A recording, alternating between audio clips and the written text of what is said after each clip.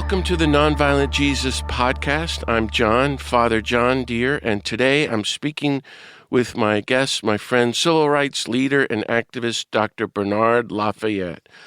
This podcast is a project of beatitudecenter.org, where you can find many other podcasts and Zoom programs on the nonviolence of Jesus and practicing nonviolence and working for a more just, more nonviolent world. I'd like to begin with a little prayer, so just invite everyone to take a deep breath and relax and enter into the presence of the God of peace who loves you infinitely. And let's welcome the nonviolent Jesus with us and ask for the grace to follow the nonviolent Jesus ever more faithfully and do God's will. God of peace, thank you for all the blessings of life and love and peace that you give us. Be with us now as we reflect on the life of teaching and teachings of the nonviolent Jesus, that we might follow him more faithfully.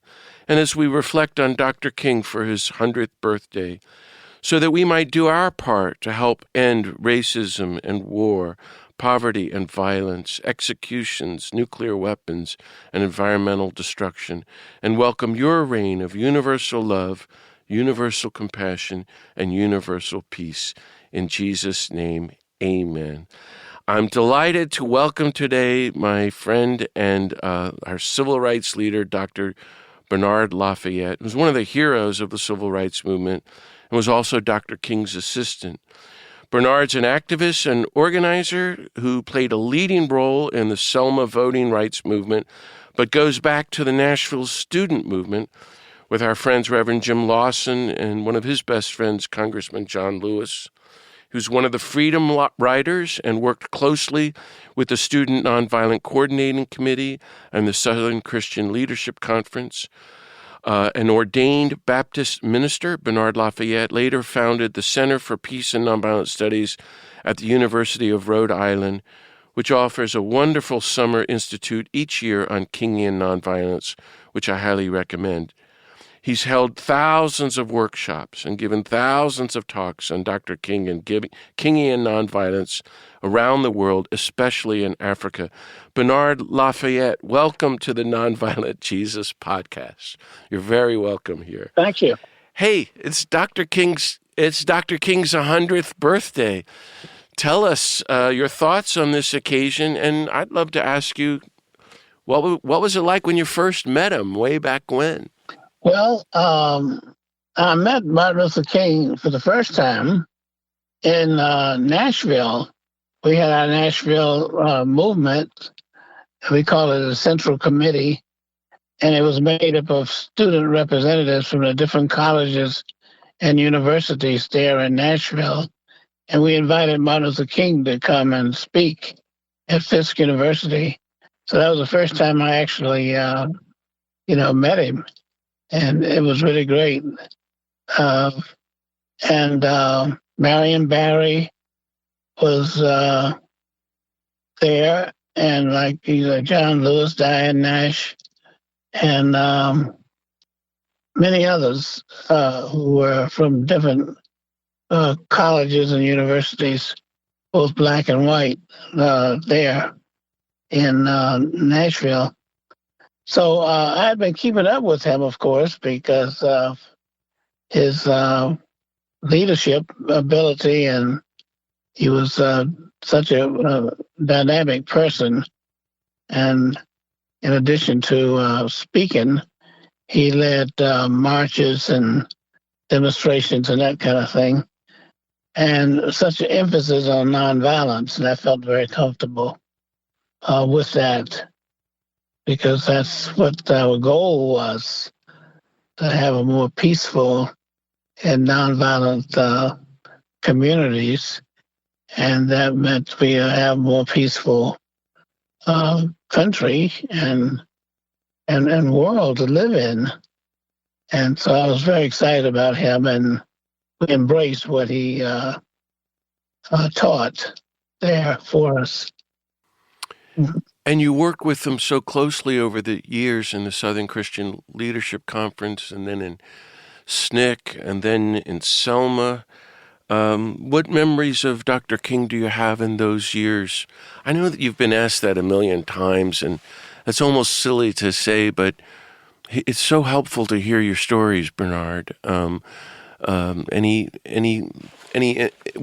was he like during all those days? Well, Dr. King was really unusual. He was not an ordinary person. And I was very much impressed, with him, and felt that he was the ideal person, as a leader, and people who were following him, was absolutely incredible. What was so unusual about him? Why was he not ordinary? Well, it's hard for people to believe this, but Martin Luther King, was head of SLC, of course, and he did not chair his own staff meetings. All these people who were on his staff, he didn't sit at the head of the table or whatever. He sat on a side seat and listened to what people had to say. And he simply asked questions. I learned that from him, rather than making statements in your staff meetings and telling people what to do. And he simply asked questions because he relied upon the people who were on his staff and that kind of thing. So I was a little surprised because I was working in Chicago, and Martin Luther King had sent for me to come and to be on his staff there in Atlanta.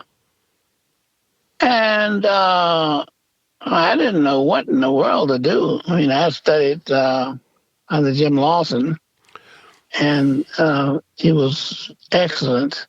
I really admired Jim Lawson and the way he taught and the way he shared with others.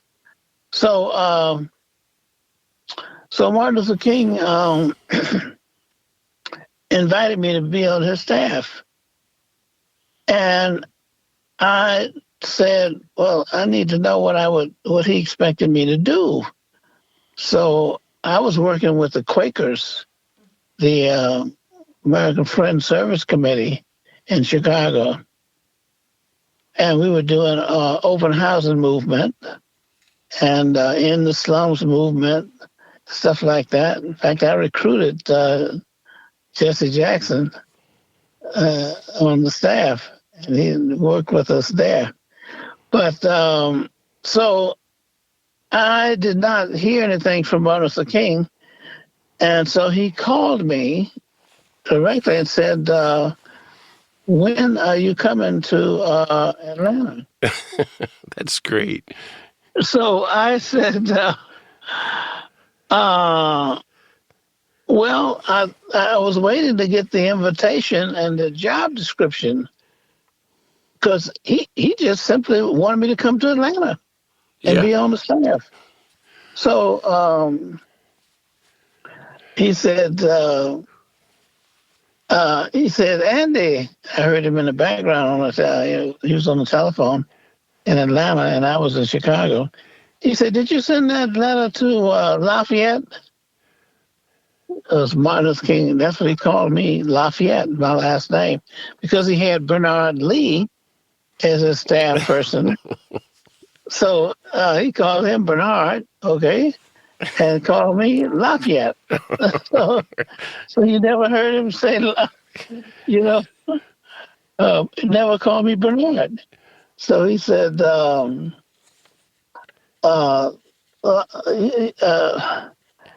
did you write that job description for Lafayette? And Andrew Young says, I think I wrote the letter, but I haven't sent it, whatever. So Martin Luther King was a little impatient. So he says, Well, why don't you just come on down to Atlanta and write your own job description? So, Wow. write my own job description. So, and by the way, the service committee and the Quakers, they had a real established organization. Sure. You know, in fact, they had a pretty nice salary Yeah. for there. So you're not going to have any of that with Dr. King, in other words. No, they hadn't made any kind of offer like that. But you said yes and you moved there. Do you remember what year we're talking here? Oh boy, let's Like see what year that was. after Selma or before Selma, 65? Um, yeah, it was in. Yeah, it was. I think it was. Yeah, back in like '65. Yeah, something like that. Yeah. But what happened is that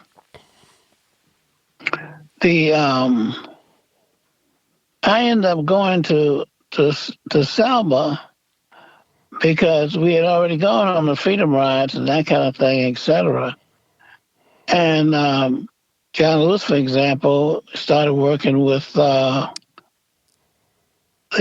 Scope or something like that. Not Scope, but it was a organization in Atlanta, and it was working on voter registration. Now, direct action, as opposed to voter registration, was two separate things during that time, and it was a little more conservative voter registration because you're just getting people out to register to vote. But see, when you're trained in nonviolence and direct action, even voter registration becomes a nonviolent direct action approach to making that kind of thing happen. So I decided that I was going to work on voter registration. So I went down to talk to James Foreman because he was with SNCC, the Student Nonviolent Coordinating Committee, and I wanted to get an assignment to one of the voter registration projects. Because Charles Sherrod was in Albany, Georgia, and Bob Moses was in Mississippi. And so they didn't have anybody in Alabama. So I told James Foreman, and by the way, some people don't know this, I helped to recruit Foreman to be head of SNCC. Because he was a professor, okay? And so he related to students. And we needed somebody who was mature and someone who was, also felt comfortable with students, but not try to run them and be in charge of them, that kind of thing, but to be supportive of them and to help them. That's the kind of person he was. So he was the, executive director of SNCC. So you went to Selma then, huh? That's what brought you. That led you to Selma? Yeah, what happened is that I went to get an assignment in Atlanta, and James Foreman told me there were no more assignments, no more places, because they had already assigned people to different states and everything, directors. And I looked on the blackboard, the wall there in the office, and I said, wait a minute, you got an X here through Alabama. He said, yeah, we already sent 2 different groups there, and they came back and said that, you can't accomplish anything there because the blacks are too scared and the whites are too mean. And there are two different groups they had sent already, about 4 people in each of the groups.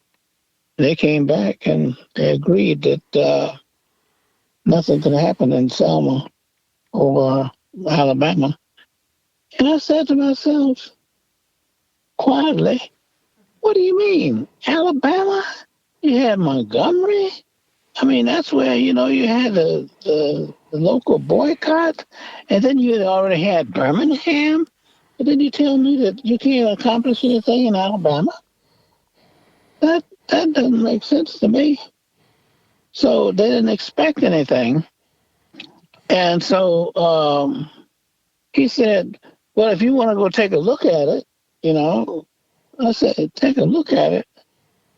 No, I want to take a look at it. I'll take it, you know?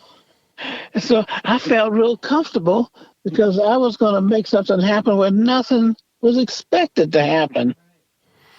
Mm-hmm. And so I, I've been involved in the Birmingham movement a little bit, and that kind of thing. And I felt comfortable. I finished the freedom rides and all that kind of thing. And we'd gone through, Alabama. And so I said, okay. So I felt really comfortable because here nothing was expected to happen. So my approach was academic. And I felt comfortable because I had no pressure on me. So I could take my time. And nobody expected anything to happen.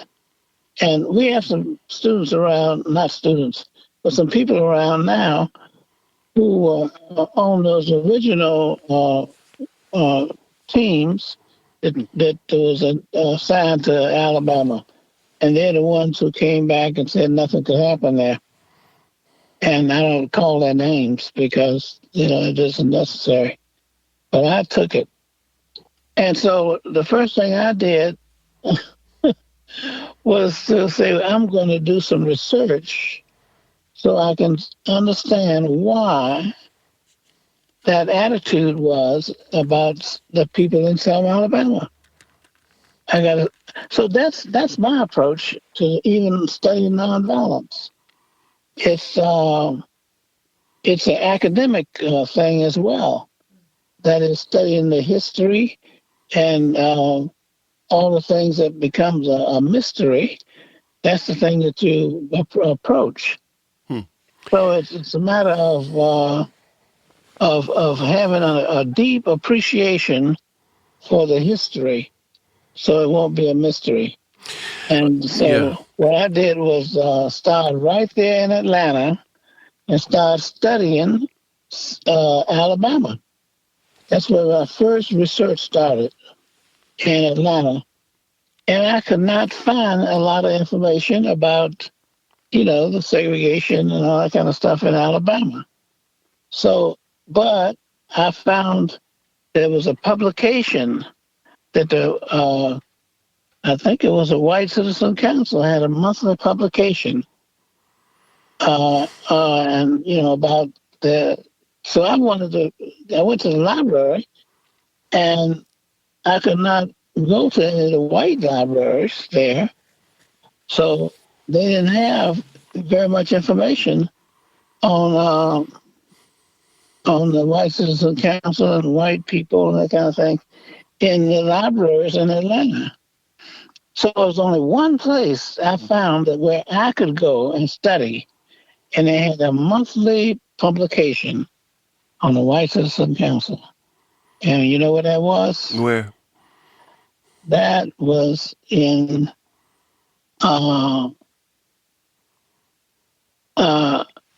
where was it? Tuskegee. Tuskegee Institute. That's what it was called, Tuskegee Institute. That's what it's called now. Mm-hmm. The library. Mm-hmm. So I went to the library there, I shouldn't say there, here. I'm in Alabama now. That's where you live now in Tuskegee, yeah.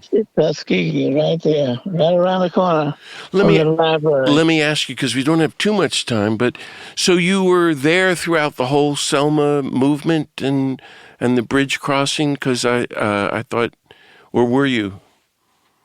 Yes. So Hmm. what do you want people to know about Selma and all that happened? The first bridge crossing, the police charged and John Lewis and so many were hurt. And the second one, Dr. King came in and then stopped the march. And the third, he called people to come from all over the country, especially church leaders. And there was this massive march from Selma to Montgomery for voting rights. What do you want people to know about the power of nonviolence from the whole Selma campaign, which you can, by the way, folks, see the movie Selma if you haven't. But what do you want people to know about that? Well, number one, um, you don't label people and and then behave towards them based on what your perception is Hmm. of them. Like, for example, when I went in, I felt that if the Selma was going to change, the people in Selma had to make the decision that Hmm. they were going to change, Mm-hmm. not me. Okay. Mm-hmm. So I had to get them motivated and organized to do their own recruiting and their own, organizing and their own training. So Mrs. Boynton, Amelia Boynton, Mm-hmm. she was very much uh, committed to the Yeah. voter registration movement and stuff like that. So Right. I set up my office in her office. Uh-huh. Okay. And then J.L. Chestnut's office was in that office. Mm-hmm. So all three of us had the same office. And and the office was located across the street from the county jail. Okay. Yeah. And next door to our office was the funeral home. Okay. All right. Mm-hmm. There's a jail, there's a funeral home, and around the corner was a barber shop with black barbers in the back in the shop, and they only cut white hair. Mm-hmm. I went to the barber shop, black barber shop, sat down, and nobody else was in there but the barbers, and they were cleaning their instruments and everything. Ignored me. So I Mm-hmm. was, what was going on here? And I was thinking maybe because they knew I was involved in the movement. No, I didn't cut black hair, only white hair. Mm-hmm. So I thought that was pretty interesting. So Let's there see. was some interesting things happen. Like one interesting thing I want to point out is that one of the a white man came to me. He was from the rural areas there in Dallas County, and he said, "I understand that you help black folks get registered to vote." And of course, I did. And I said, yes. He said, well, I got a bunch of them who work for me. And he was one of those tenant farmers. And he said, and that they need some help in getting registered to vote. I was shocked. Wow. And then we kept talking. I told him, yes, well, I'd be happy to help, the black folks get registered to vote.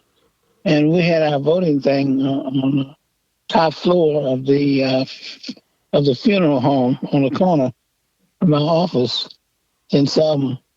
And we had people there teaching folks how to fill out the forms because Mm-hmm. there was about 30 questions they had to answer. Mm-hmm.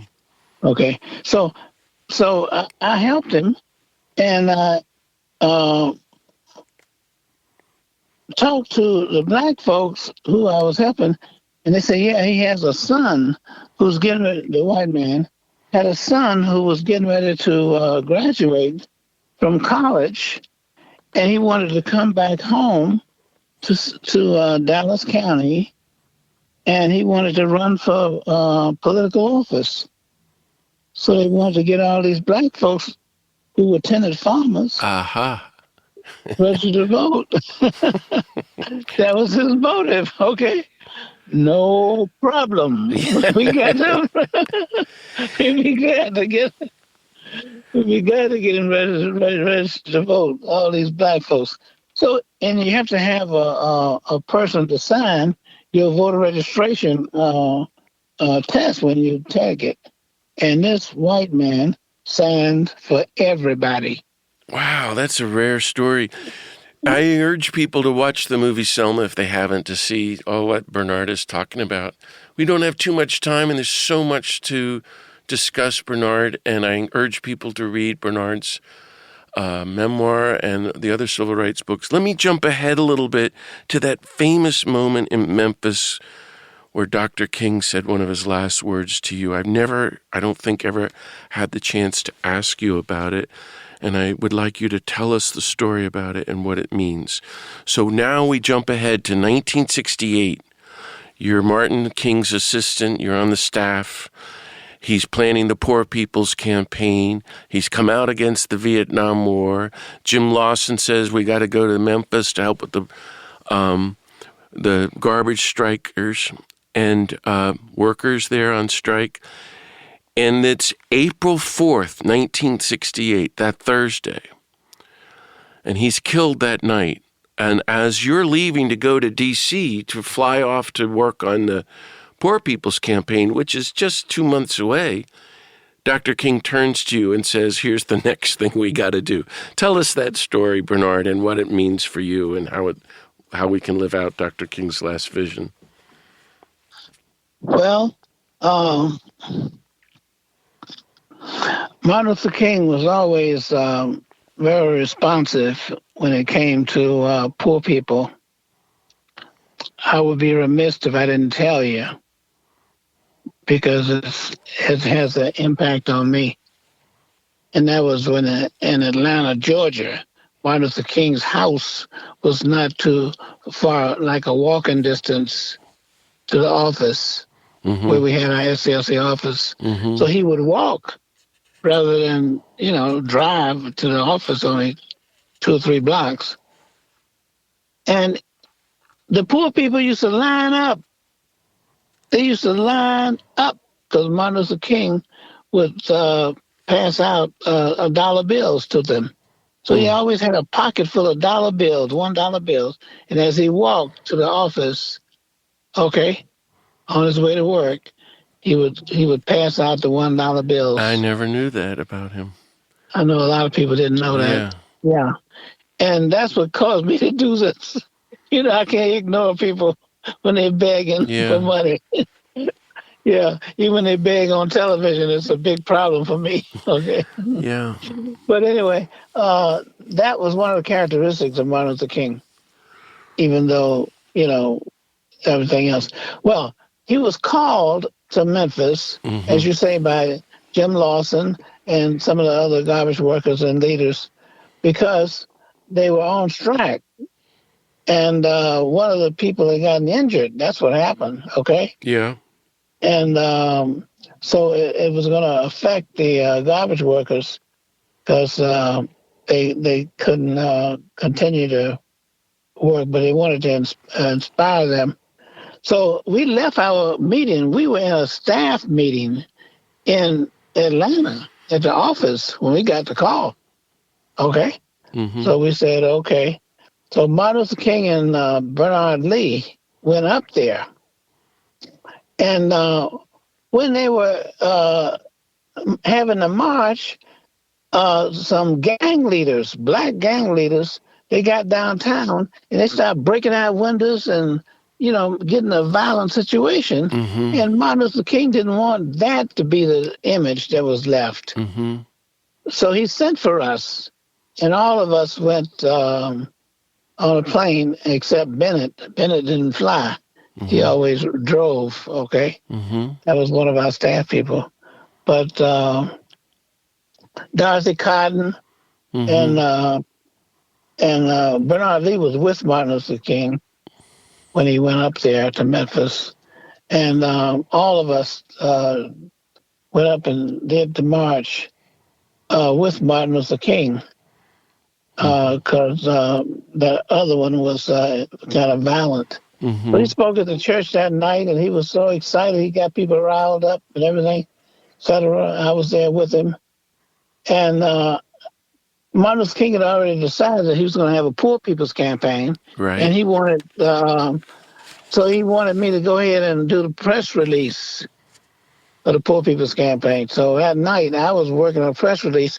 That's why I didn't go to the mass meeting when Martin Luther King spoke. Oh, you didn't hear him say, "I've been to the mountaintop." You probably heard that before, but...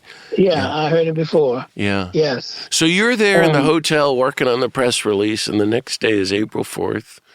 Yes, and he couldn't read it that night because he was so excited when he came back from the speech, you know. And so I got up the next morning, and I wanted to read the press statement to Martin Luther King. Okay, and so I read the because he was going to go to to Washington D.C. so we could have a press conference, a press statement. Okay, so anyway, Martin Luther King prior to that had told people that I was going to be the staff person in charge of the campaign. And that's why a picture on the book, my book, that's why I'm looking so confused. Just, I was like, why would he make me but that's what he did. I never did get a chance to talk to him and ask why he chose me among all of the other people. They were older than I was, okay? And I was older than Jesse, but the rest of them, Dorothy Cotton. So anyway. He says to you. Yeah. So he says to me, after I read the statement, the press statement, he said, He said, you go ahead and get started, and I'll do that. So I was not there. I was on my way to the airport, headed on down to get things ready for the campaign, set up the office we were going to have there at 14th and U. And I called, Walter Fontroy was supposed to pick me up at the airport, okay, in D.C. But nobody was there. So I called the office to find out. And they said that Martin Luther King had been shot. Well, I didn't think that it was fatal. So I called another radio station.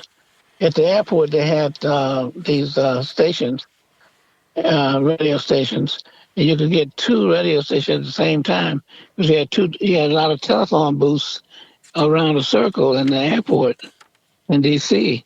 So I called another one, and they read the press release, on the phone, and I really didn't think that it was going to be fatal.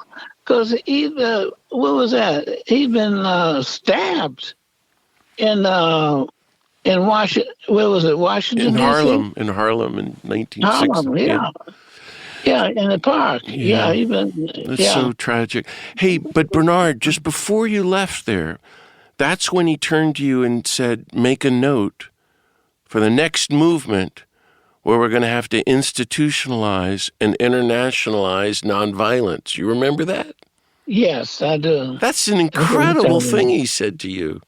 Yes. And one of his absolutely. last words is like, oh, and by the way, when we get justice for all the poor of the United States, and then we're going to march across the street and shut down the Pentagon and end the Vietnam War, then Bernard, remind me, we're going to take nonviolence to the whole world and we're going to institutionalize it so it's the norm. How are we going to do that, Bernard? Yes.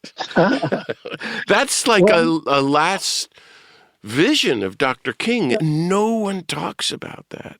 yes. We've forgotten so much about his passion and vision of nonviolence. But you know what? What? I'm glad that you called me, because I'm going to tell you our next major move to bring harmony and unity and peace and nonviolence to the world. Tell me. What we're going to do is this. We're going to do it through music. Okay. And we're going to start with the children. Mm-hmm. And they're going to learn, like, we shall overcome in different languages. Like, for example, they're going to learn we shall overcome in Spanish. And then they're going to learn in Chinese. Then they're going to learn in different African languages. And that's what the young people are going to do in their schools and in their churches and their other places. That's great. Okay? That's great. So, but we have to end, Bernard. We have to end. And when folks who are listening, Bernard Lafayette has spent his whole life giving thousands of workshops and talks on Kingian nonviolence, especially in Africa. He knows what he's talking about.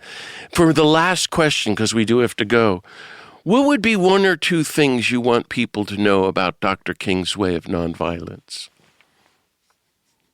Well, the first thing I would want them to know about Martin Luther King is that you never give up and you never give in. Oh, that's great. That's great, Bernard. That's very helpful. Tell me more. Yes. and when you look at the sky, okay? Yeah. That's why you look at it from the mountaintop. That's what you're doing. You're looking at a larger vision of what the world could be. So you don't just stop with what you see today, but when you go to the mountaintop, you can see, okay, the promised land. And that's what we're talking about. We're having a larger vision of what we can see and what we are working towards a world that will be able to be one world of people. That's a great note to end on, and a great story, Bernard. And with you and Martin Luther King, you made nonviolence contagious, and that's our hope. And here you are, you were marking the 100th birthday of Martin Luther King, and you're reminding us and urging us all not to give up and not to give in, but to take the big view from the mountaintop and become universal people of universal love. I really thank you, Bernard, so much for speaking with me today. It's been a pleasure. I'm sorry we don't have hours to hear all your great stories. Thank you. And thank you, friends, for listening to the Nonviolent Jesus podcast. You can hear more podcasts and find other upcoming Zoom programs at beatitudecenter.org. And there you can offer any comments and feedback and make a donation to support this free work. Join me next week when my guest will be my friend Sister Helen Prejean, author of Dead Man Walking. May the God of peace bless everyone. Keep on following the nonviolent Jesus. See you next time.